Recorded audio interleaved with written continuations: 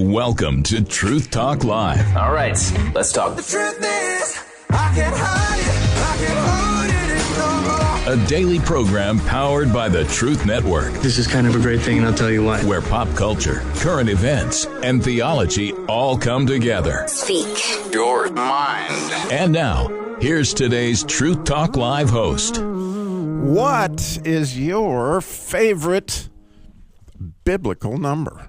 Like, are you a 3 guy, like, Father, Son, and Holy Spirit? Are you a 1 guy, like the Lord my God is 1? Or are you a 7 person? You like the idea of completeness? Or, I would love to know, what's your favorite biblical number, kind of what that might represent to you, what you think about when you think about that number, how it relates to maybe your favorite Bible story or some of your favorite Bible verse. Maybe you're like, I would just guess, and I'm betting you would guess too, Nick, that for Dr. Carson, who does Date the Word, 316 would be a big thing to him, right? Because that's his number. Or maybe it has to do with your birthday. Like you've always love the idea of your birthday number, whatever that number may be. What does that mean? When they use that number in the Bible, where is that going?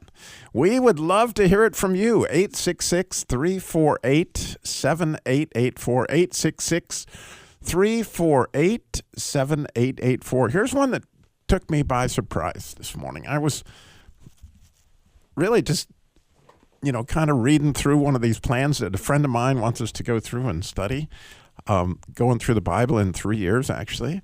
And we're comparing notes as we go through it. Actually, all of those in the Masculine Journey, guys. We're in a group. We do that right now.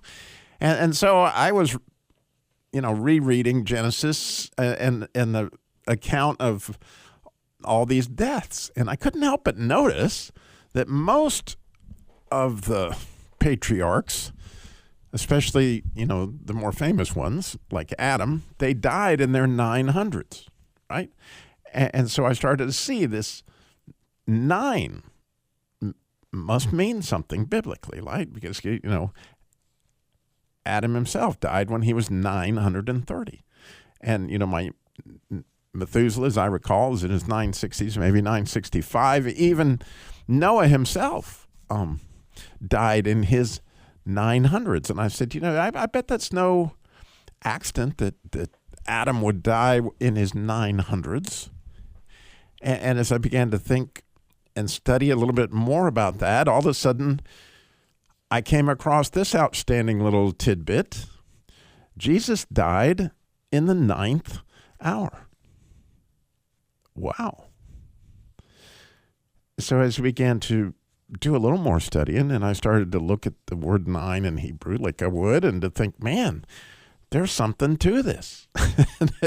I never really thought about the number 9 like this before. Like 9 has this idea of you're almost finishing the book, right? Because you're fixing to go to double digits.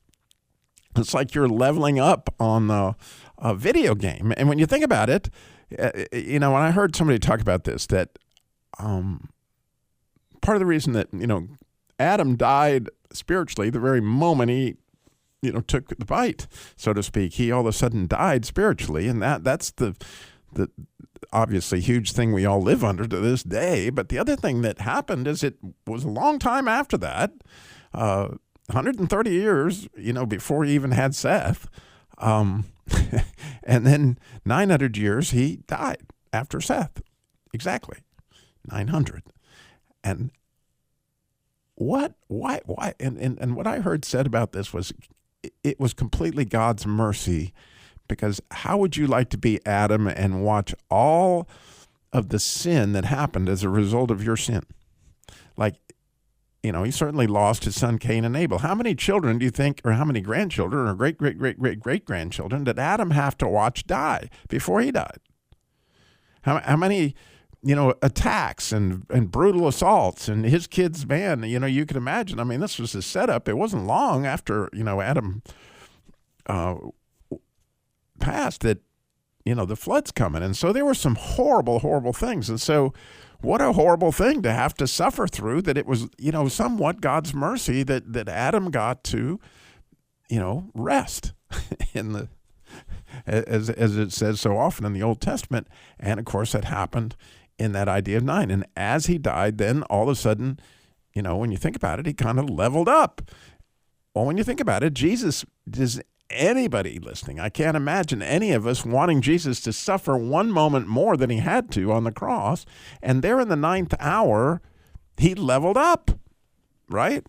He leveled up as, obviously the third day, and that there again, a number 3 again. You might want to think about that, but nonetheless, and when you just take the day that happened, that he came out of the grave, you could say that it was connected to the number 8 because it was 8 days since the triumphal entry, right? It's connected to how many days was Jonah in the belly of the fish with the 3. In other words, there's so many numbers that are involved in Jesus' resurrection. It's unbelievable. But, obviously there's that 9 that's involved because of the 9th hour from which is he actually, leveled up, so to speak.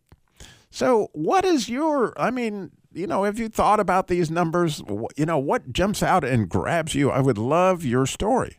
866-348-7884, 866-34-TRUTH. Maybe you know something about 9 that I don't know. And again, that was just something I started studying this morning. This grabbed my attention, and, I was just immediately dove in and went, oh, look at this. Oh, my goodness. And, if you look at this, another neat thing about numbers is in Hebrew, numbers are letters, and letters are numbers. And so the 9th letter in Hebrew is the letter tet, which means good. Tav, which means good. So you think about 9 being good, and 10 is the yud itself, which is like a super number almost. And it's also, because 10 is a super number, it's multiplied all throughout the Bible. It's one of the super numbers, so to speak, but it's also one of the super letters, because the yud, the little dot that Jesus talked about, not one jot or tittle would be removed. The yud is the smallest letter of any letter on the planet, actually, and it's the little that means a lot.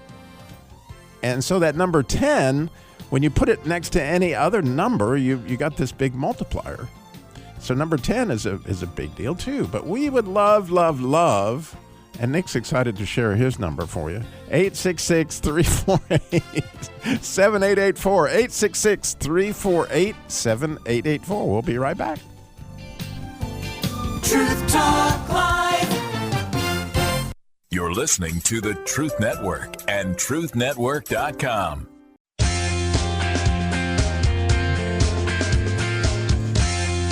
Welcome back to Truth Talk Live. Today we are talking biblical numbers. What's your favorite biblical number? What does that represent to you? What do you think about? Maybe it has to do with a verse. Maybe it has to do with your birthday. Maybe it has to do with a day in creation or a letter or something along those lines. We would love to hear it. 866-348-7884,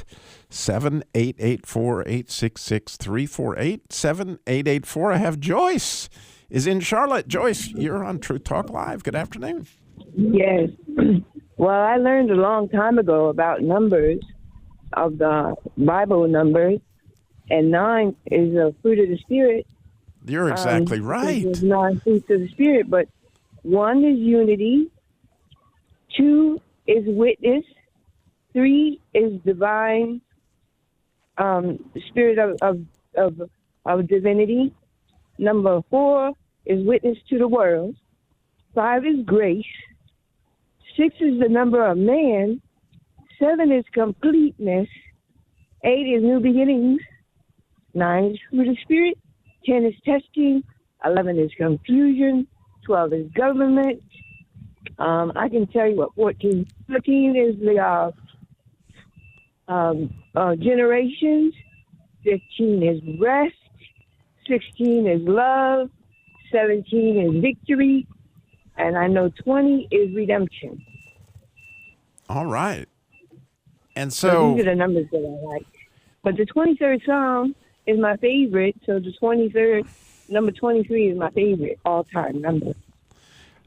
That's interesting. And, since I knew from what Nick had shared with me that was your number. I found this interesting, that in Ezra, actually chapter 2, there are 3 different, or maybe 4 different groups of people that are measured by 23. The children of Bezai were 323. The children of Hashem were 223. And the children of Bethlehem, 123. Wow. I'm like, that's fascinating, isn't it? And you said that the number 20 is representative of what? Redemption. Well, we can say Bethlehem's definitely part of that, and divine, because you got the 20 and yes. and then the 3. And it's interesting that often the Bible will do those in hundreds and 20s and 10s and then, the individual numbers. And, I love, where did you get, that you're concise? My bishop from Virginia Beach, Virginia, Bishop Legis Eugene McCoy, he had a whole scriptures to align with the numbers that I just talked about, and so he gave it to the congregation to look over and to see about, because I guess he thought that was important for us to know. But did you know about those other numbers that I mentioned? Number 1 being unity. I knew. And 2 being a witness. I and knew 3 being divine, divinity. I knew all those angles on the first 10. Of course. Okay. Believe it or not, 12 was, there's literally I can't remember 13. It has to do something with government also, but 12 was the government, and 11 confusion. The number 11 represents confusion. 14 generations. The number 14 is right. 15 rest. 16 love. 17 victory. And 19 faith, and 20 redemption. So clearly, he'd done a lot of work. If he had the scriptures to go along with it, and that's one of the reasons that I was excited that people would call in, because every single one of those numbers, let's just take number 4, right? Which you had witness to the world. Witness to the world. Number 4 means witness to the world. But the number 4, just to give you some other interesting angles to the number 4, there were, on the 4th day of creation, God created the sun, the moon, the stars. And so, and the reason for those, he said, would be for signs. And the number 4 is often also connected to the idea of unity. And when you see in the Feast of Tabernacles, that they were to take 4 kinds of different offerings, and there's 4 gospels, and that there's 4 horsemen, there are 4 seasons, and there are did you know about 4 directions. Being great? Yeah, yeah, and when you take, interestingly, the number 5 is grace, but it also is very much connected to the idea of expression.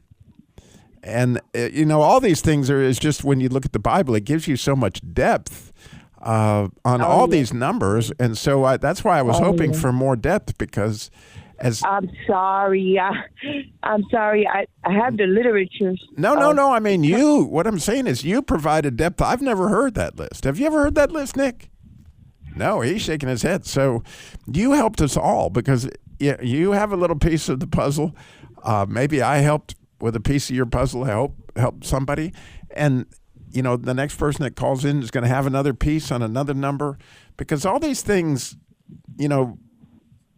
clearly, the sun, the moon, the stars, all those things orbit in very specific mathematical equations. Yes, mathematically. The Lord speaks to me in numbers. And so, right now, like lately, 91. Always get a seat. Psalm 91. He who dwells in the secret place of the Most High shall abide under the shadow of the Almighty. I see that all the time. Well, I'll tell you about the 91st. 91. The 91st Psalm, Joyce. I interviewed a pastor one time from Vietnam. And, through a lot of strange situations, the Billy Graham Association brought him to us, but he didn't speak English, and he had all these translators, and I was having a heck of a time getting to understand what he was saying. And I was like, so what brings you to the United States? What message do you feel like God has that you want to share out of Vietnam? And he said that he'd been in prison. And I was like, prison? And so I immediately thought, like Rambo 3, prison in Vietnam means like a swamp. And so when I said, you mean it's like a swamp? And he said, yeah, I was in a swamp with like 900 other people.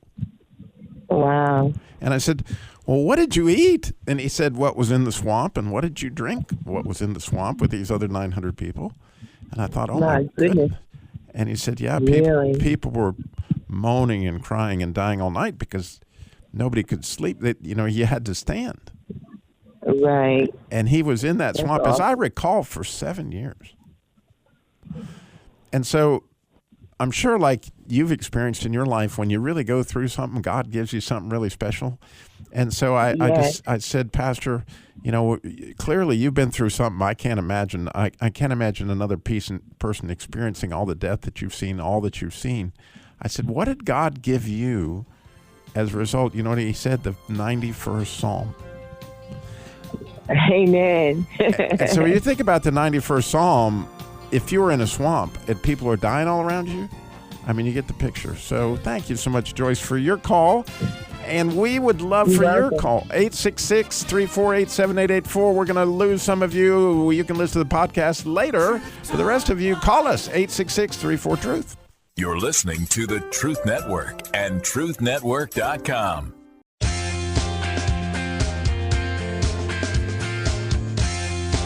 Welcome back to Truth Talk Live. Today we are talking biblical numbers. What's your favorite biblical number? I had so much fun with Joyce. Hers was 23, which happened to be the 23rd Psalm that she was, and who wouldn't love that? Certainly for so many of us in hours of need when we didn't know what else to pray. There's nothing like the 23rd Psalm because the Lord is our shepherd, we shall not want. It's an amazing thing. But you might have a number. Maybe it's 1 or 2 or 3, or maybe it's 25. 866-348-7884. Really, I'm just looking for, more depth, more ways we can connect the dots as we look at these numbers biblically. 866-348-7884. 866-34-TRUTH. So, just to begin the sequence is the number 1. And the number 1 itself, when you think about it, Nick, who doesn't think about that, your team is number 1. Now, what does that mean? Right? Well, it could mean that, you're the number 1 in the rankings. It could mean they're number 1 in your heart. It could mean a lot of ways that it could be rated, but it also could mean unity, right? That the team had become one in mind and one in spirit and those kind of things. Or it could be that team is the priority of the school, and that's not a good thing because it should be on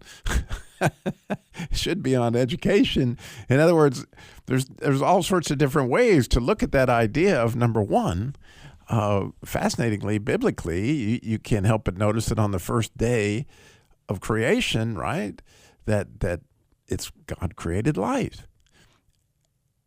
And so that's an amazing thing. I mean, obviously, let there be light. And there was, morning and there was evening on the first day. But interestingly, he had not created the sun, the moon, the stars yet. So the light that he is talking about here is interestingly his own glory. It's an amazing light that happened there. So how about you? What's your favorite biblical number? What do you think? 866-348-7884, the famous Hebrew Shema. It begins with that whole idea here, O Israel, the Lord your God, the Lord is one.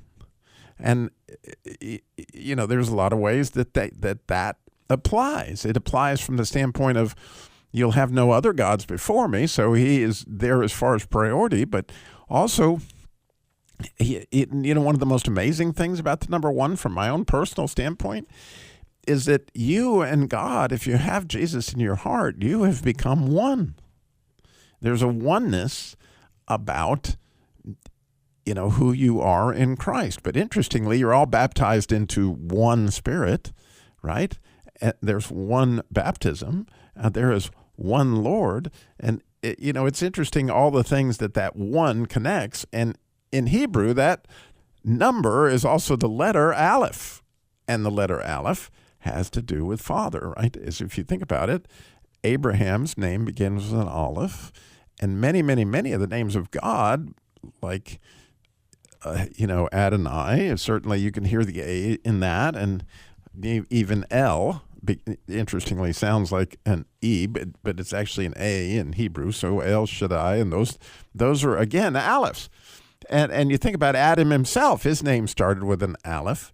And so you have the whole idea of oneness and that whole Aleph. Well, when Jesus identified himself, especially in Revelation, he said, I am the Alpha, which again is the Greek first letter of the Greek alphabet. But in Hebrew, if you take Aleph and then you take the last letter, which is what he did in Greek, which is to say, I'm the Alpha and Omega. Well, then in Hebrew, that he would have been saying, I'm the Aleph and I'm the Tav, which would be the last letter. Then you see he's the beginning and the end. So number one also has this great, huge, gigantic idea behind it of beginnings, right? Because it was the first day of creation. It was the beginning.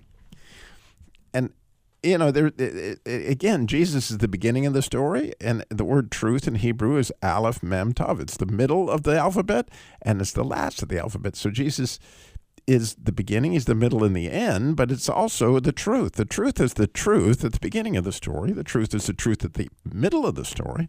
But fascinatingly, how many things will there be that we will not understand what the truth is till the end of the story? And there you have, that idea of, the last letter in the Hebrew alphabet, which is, that letter Tav, which is the 22nd letter.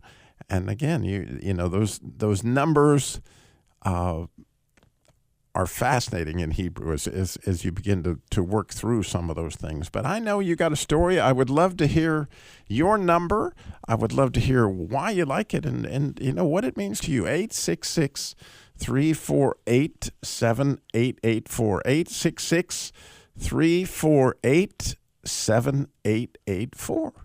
And so, that idea of the Aleph is number one, right? But then you might say, well, then how about number two? Well, again, which, by the way, Stu wrote an amazing book. I don't know if you've read it. You ought to read it. If you haven't gotten it yet, I don't know why not. But it was the 7 last words of Jesus, or the 7 words from the cross, right? And those 7, interestingly, when you look at them, they kind of relate to the 7 days of creation. And so, it's interesting when you put those up against numerically, how did that fit in to, what you think about that number and what it represents? But anyway, if we take the second letter, right, we know that in Hebrew, that letter is a bet. Like there's an Aleph and then there's a bet. Well, and that's how we get the idea of our alphabet, or alphabet. So that bet is the letter B, and is what you think about it. But in Hebrew, it's the idea of a house, and it's also because you got a head of the house, that would be the Aleph. But in order to have a house, there's a son involved, and so when you've heard maybe the word son. In Hebrew, you've heard it said Ben, or you may have heard it said Bar, right? The son of my right hand is Benjamin, right? You hear the Ben. Or, Bar Jonah would be the son, again, that starts, you can hear the B sound in that. And so that idea of that letter bet in so many different ways has to do, with the kingdom, and it has to do with the house. And so that letter 2, is the earth was formless, right? And so he had to begin to, form these things. And he was in the second day kind of creating a house for the light to exist in. And it's kind of a beautiful thing when you realize that, all those things are coming together. And as Joyce pointed out, that number 2 is a witness. So if you don't have 2 to witness to something, it wouldn't be law. And of course, if you're going to be God's witness, you're one of his 2. And when he sent people out 2 by 2, again, that would be that you would have more, carrying more weight, that kind of thing. You're working on your 2. So what do you think? That's the main question I got for you. 866-348-7884, 866-348-7884. So, Nick, you've been thinking and studying. What? How about you? What's your number at this point in time? Are you still on 18 or? I think I still am on 18. Maybe I was looking at 13 as really? Well. Yeah. And so what is 13 as you've studied, as you begin to look at that number? The biggest thing that kind of jumped out about it is it kind of talked about change, and trying to change. And in my mind, it to me it says try to change to be the better person than you were from the day before. That's kind of how I read it to me. I might be interpreting it wrong, but that's kind of what it meant to me. So yeah. Oh, that's cool, because when I think about it, and I go in 13, okay, you got 12 months in a year, and then you start again, right? And that's when you're going to make all your resolutions. And so hopefully you're doing well with that this year. And so as you came into that 13, right? And similarly, that's like 9 being the end of a cycle, right before you get to 10, however that works. But certainly 12, is followed by 13. And, I like that. I also like 2. Okay. I like 2. So tell me about your 2. What were you thinking about as far as 2? When I was reading about it, it kind of jumped out about second chances. Sometimes you mess up in life, and sometimes you just mess up. And it's also about forgiveness a little bit too. So second chances, to try to make it right. I feel like that's to be born again, it requires a second chance, right? Exactly. And the prodigal son, he got a second chance. That's beautiful. I hadn't put that together with my twosies. I know you got a story. You're thinking about something, and I need your call. 866-348-7884, 866-34-TRUTH. We got so much more coming up. Stay tuned. Truth Talk Live. You're listening to the Truth Network and truthnetwork.com.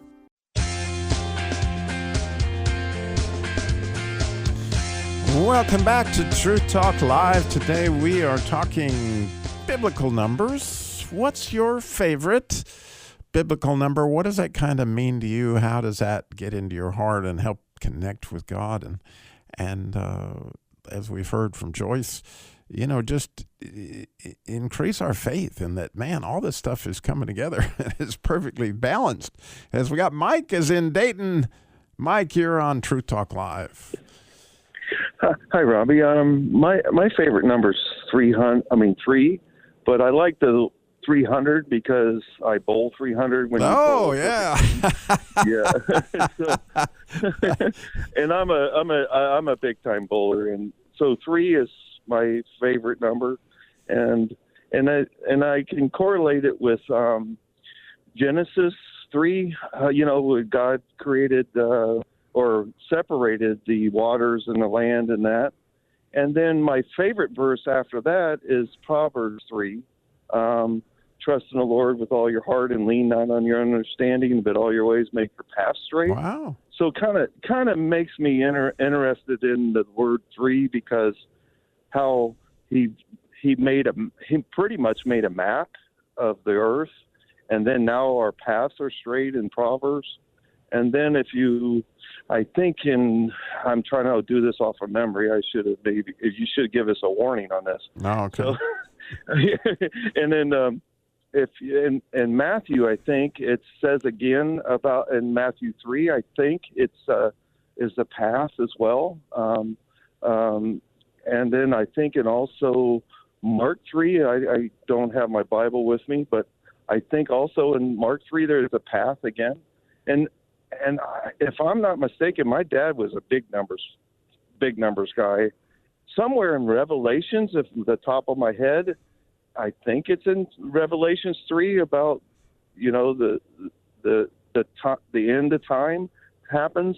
So you go a full circle with your path, with the navigation with God, with the word 3. I heard that before, but I'm not sure. I never really put much into the number 3 with that, but that's what God's given me in my heart lately about the word number 3, and I'm kind of just been kind of looking at number 3, and I was thinking about reading every chapter of the third chapter of every book. Well, the things that jump out at me on the number 3, in Hebrew, the letter's gimel, and it also means 3. But it was on the third day that Jesus really made the path, wasn't it? Yeah. And Jonah he finished his baptism on the third day. Right. Out of the whale. Yep. Right. And, clearly, one of my favorite things that happens in Scripture is at Jesus' baptism, which also has that connection to, the Father speaks, and of course the Son is being baptized, and the Holy Spirit comes down and rests on him like a dove. And we see the Trinity so clearly in the beauty of that. And again, in the Great Commission, you're going to be baptized in the name of the Father, the Son, and the Holy Spirit. So that 3 is also the path, right? I mean, I don't know exactly how it all works, but I know that you're tracking with something absolutely amazing. Well, you stay with me because we got Evan is in Virginia, and his numbers are 7 and 3. So let's get Evan into the conversation here. Evan, you're on Truth Talk Live. Hello, how are you, sir?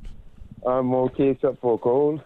Oh, man. My birthday is 7 because I'm the 7th child, my mother's children, and I'm the 3rd son. Really? Yes. So I'm a twin also. Yeah, well, the neat thing about the number 7, there's lots of neat things about the line. I don't know how many people would tell you that that's their lucky number, and it's certainly, the number of completion. But it also is connected to resting, right? Because it was on the 7th day that God rested. But all the numbers of the Bible. I've got a book, and just like you were talking before, how the events that happen, it's a set number and time. The Bible is so perfect. That's why he said not one dot or not one tittle should be changed in it. And these people translating different things. We have to wake up. Yeah, you want to be. I mean, there's plenty of curses involved. Yeah. If you go messing with that, So I have a book, and it's about numbers. It's a very good book, and it gives the numbers, and when I say it was 14 generations here, 14 generations, and it gives a time when you think about God has a whole plan for this whole creation. Even before it began, He had already planned, like you said, Christ was the Lamb slain for us before the foundation of the world. Yeah, it's more than amazing when you realize that on the 4th day He created the sun, the moon, the stars as His sign, right? And if you look at the Jewish calendar, then every single lunar eclipse happens on the 1st of the month, and every solar eclipse happens on the 1st day of the month, and the lunar eclipses happen on the 15th day of the month. And so since Jesus was crucified on the 15th day, he was the Last Supper was on the day of preparation, the 14th day of Nisan. So the 15th day, there would have been eclipse. And when you think about it, when He started. God turned dark and the Pardon me? ground turned red. The foot of the cross is what Ray Bolt sing. I love that song. Oh, man. And He had to have started, this spinning and that spinning, because He knew on that particular moment in time at the 9th hour that on this day exactly that he would complete this painting of our redemption, which, as you said, Mike, has to do with the number 3, and again, you being the third son. Yes. Right, Evan? Right. Yes, third son. It's 7th child, third son. what a wonderful family, you know. How many children did there end up being? 11. How wonderful.